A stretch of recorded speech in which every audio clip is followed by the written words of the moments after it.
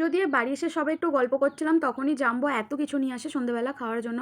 আর এই সব টুকটাক খেয়ে না আমার শরীরটা এতটাই খারাপ হয়ে যায় যে আমি একটু ঘুমিয়েই পড়েছিলাম।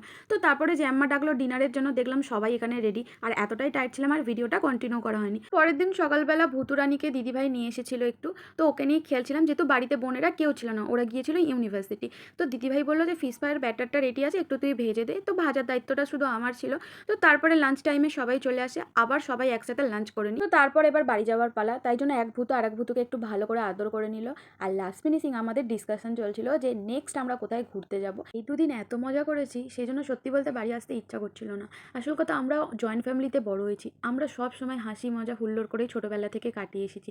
সেই জন্য এখন না বড় হয়ে গিয়ে কোথাও অনেক দিন থাকার পর বাড়ি আসতে মনটা সত্যি কেমন করে। কিন্তু কি করব বলো, সময়ের সাথে সাথে আমরাও তো বড় হয়েছি, নিজেদেরও তো কাজ বাজে ফিরতে হবে, তাই না বলো? যদি ভিডিওটা ভালো লাগে লাইক কমেন্ট করো, চ্যানেলটা সাবস্ক্রাইব করে রাখো। দেখা হচ্ছে নেক্সট ব্লগে, বাই।